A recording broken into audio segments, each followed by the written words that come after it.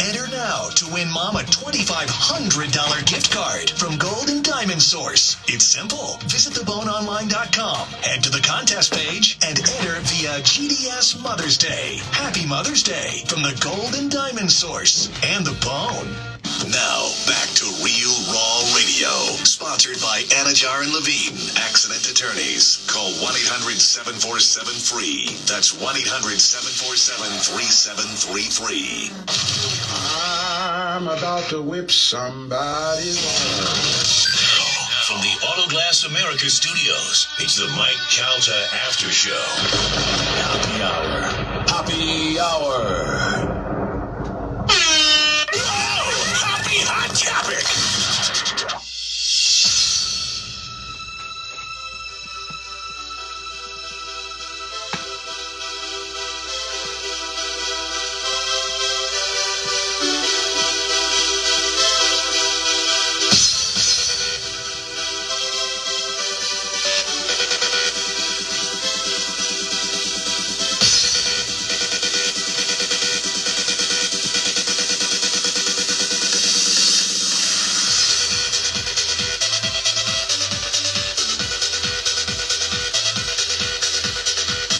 Well, hello there. This is Hoppe Hour, filling in for the Mike Calta After Show, filling in for Carmen. I am your host, Ryan Hoppe. Call the show. I want to hear from you guys. Right now, the phone lines, all 100,000 of them are wide open. It's not 100,000. I'm just kidding. At 727-579-1025 and 1-800-771-1025. You can tweet at me at Ryan Hoppe Radio. You can always email me, ryanhopperadio@gmail.com. And a quick reminder, up next is Roger and JP, Drew Garabo Live, A Cat Named Mo, and then Johnny B. And then at noon, 2 and 5, get that money. Because in this time where we need money, there is never a time where you're going to go, I don't need the money. Have you ever heard of someone that goes, I don't need money? No. We all need money. So make sure you listeners, you Bone fam, listen at noon, 2 and 5 today.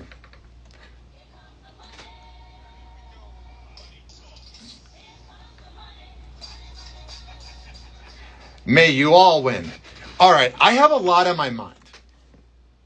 I think this doesn't just apply to America, but I think overall we have become desensitized to violence. I think we have lost all moral. And I'm not saying religion is what cures it, because I am not a religious man. I don't believe there's an afterlife. And if there is an afterlife, I will burn in hell because I had premarital sex and I don't believe. So if I have an eternity of being in flames, that's fine. But I do notice that over the last 10 years, there have been a lot of shootings. It began in 2012, and that wasn't the first shooting, but the first one that was big was the Batman shooting. Unfortunately, we all know his name, James Holmes. Then you had the shooting with Adam, whatever, I don't want to say the wrong last name, at that elementary school in like December 2012. And you've had all these shootings in the last 10 years. And do you guys remember when that would happen and like all daytime TV was canceled and they would just have wall-to-wall coverage? Well, that doesn't exist anymore. Literally, you see there was a shooting at a school and they're like, oh, only 4 injured. Like, we have officially become desensitized to it. Now, that's my opinion. The poll of the day, which John Brennan gave me this idea for when I fill in to have a poll. So Neil Rogers also did it, one of my radio influences who I listen to online. It says here, have we gotten desensitized as a country over shootings? And this is at Ryan Hoppe Radio on Twitter. And Tampa Bay came in the clutch and voted this morning. I put this poll up around let's say 6:30, and so far 72.2% of you say yes and 27.8% of you say no. And I think the ultimate way to tell if we become desensitized or not is we need to think about how we react. I just remember I was 18 years old when the Batman shooting happened, And I remember I was in my living room getting ready for college. The 1 year I went to a community college and I went to a radio school. Moved to Cleveland, and now I'm here. But I went to college for 1 year, and I remember the fear at the campus, Harper College in Palatine, Illinois. I remember the fear on the roads during the Batman shooting. Like, everybody was so afraid. And now you have this incident right here. I'm going to play it in a second from Good Morning America. And I swear on my life, I'm not going to swear on God because I don't believe in him. Plus, listeners get mad when you say his word or his name.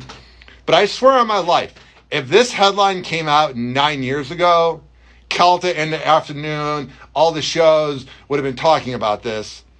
And this was talked about this morning too, but what I'm saying is there would have been wall-to-wall coverage, and we're desensitized to it. This headline is utterly inhuman.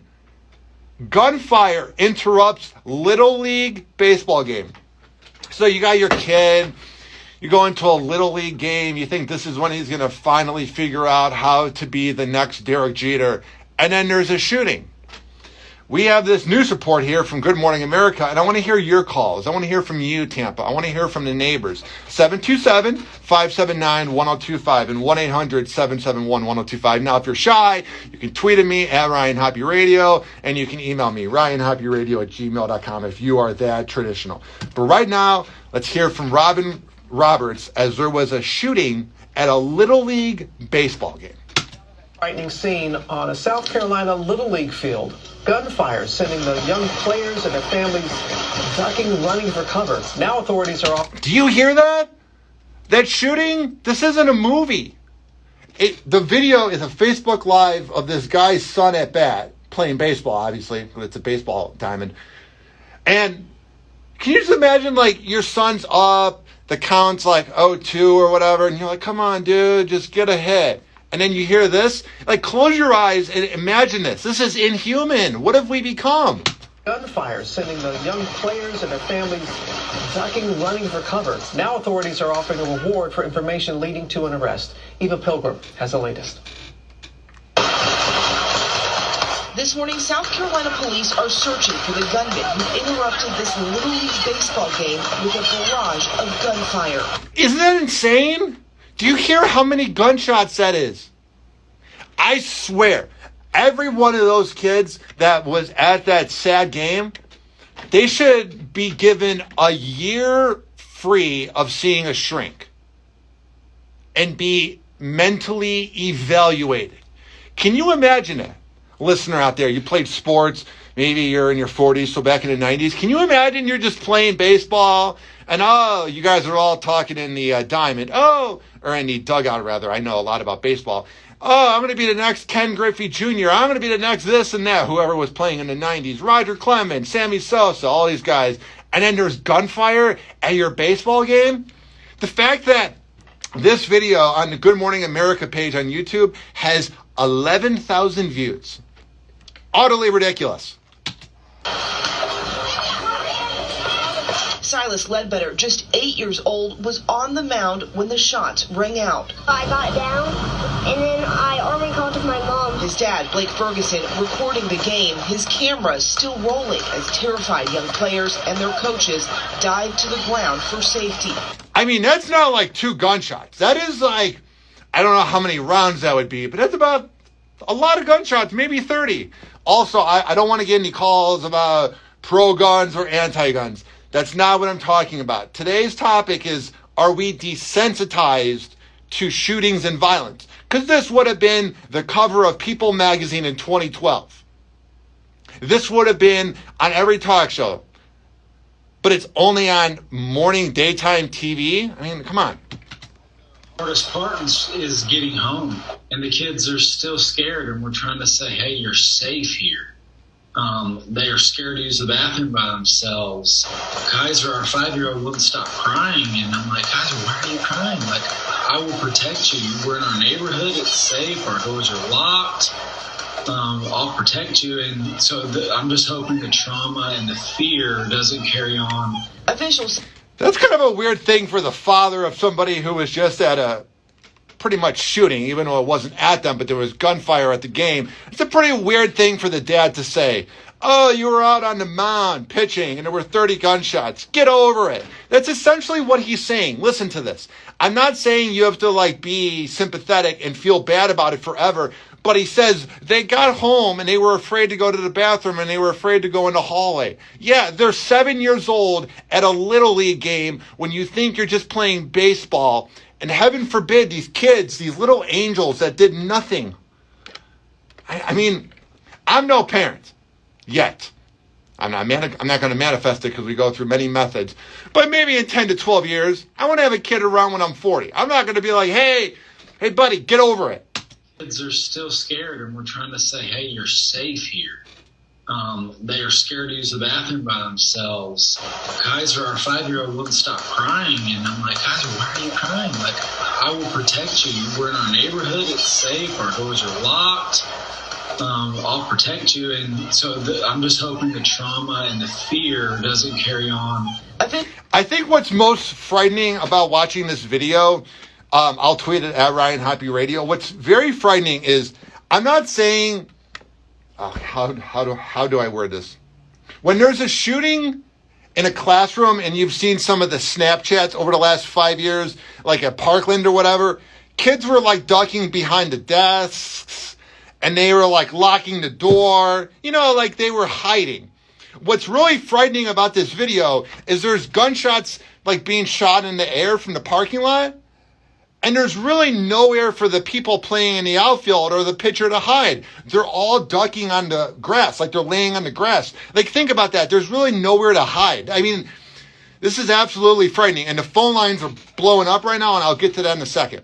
Officials say just before 9 p.m. Monday night, a group not connected to the game on the field began shooting in the parking lot. No one was injured. Police arrived within minutes, finding 3 guns, but no signs of the suspects. Yeah, the problem with something like that is when you say the cops came a few minutes later, people who are going to be shooting a lot of rounds of guns, of bullets, at a baseball game, they're not going to hang around afterwards and be like, hey, does anybody want my autograph? You know what I mean? The cops show up later and they're like, where's everybody? Came into a secluded area to carry out a fight that started somewhere else and ended up shooting at each other.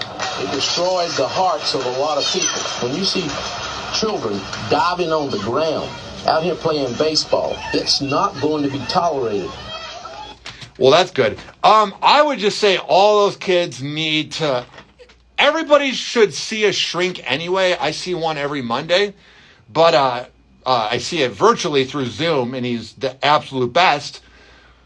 But everybody should see a shrink, but especially these kids, man. I mean, that's not just going to leave like that. Dad's like, yeah, come on, man, I'm going to protect you. That's all great and all, but that's frightening. And how is a little 8-year-old angel supposed to know if it's going to happen or not? Again, 727-579-1025. 1-800-771-1025. All right, let's go through these calls. I want to hear from the neighbors. Once again, this is not a topic of pro-guns or anti-guns. This is about, have we lost our morals as a country? Have we lost our morals as everything? Hi, you're on the air. Hi, 941 area code. You're on the air. What's up, man? Hey, this is Josh calling out of Palmetto. I agree absolutely. Yeah, we have been desensitized to the idea of shootings in public places and stuff of that nature. Back when it first all started, it used to have day-to-day coverage. You'd hear about it for weeks and months. You'd hear about the names of the people who did it, what they used. And, since it's happened so much, I think in a kind of disturbing way, it's gone full circle in that we're desensitized to it, but now we aren't seeing these people on the news all the time. So, well, that's the problem. Yeah.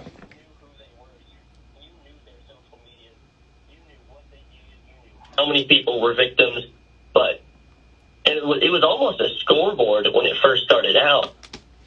So nowadays, it's almost disturbingly desensitized in a good way. That's what I was thinking too, and I'm glad you brought that up.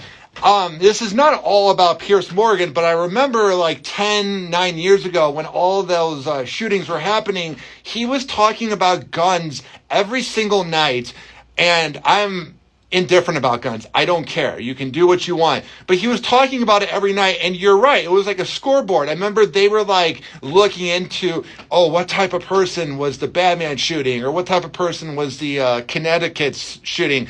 And to me, that was the problem, was we weren't talking about the victims or how to solve things. We were just making these guys celebrities, man. And I think that's what happened, was we got so burnt out by it that we kind of lost our morals of feeling bad about it enough, you know? Yeah. And TV news and stuff like that, you know, with the advent of all the online news sources and stuff, you know, TV is really kind of phasing out. And so, like, these shootings gave them something to sensationalize in a way. And, you know, for the news outlets, it was good content. You know, they could use it to keep people glued to the TV. But it was almost disturbing how they would do it sometimes, because with school shootings and stuff like that, you know, they'd have interviews with students who were in the building the day of. As soon as the shooter was taken care of, whatever happened. Well, in the front yard talking to people on live news saying, how do you feel about this? And it was disturbing.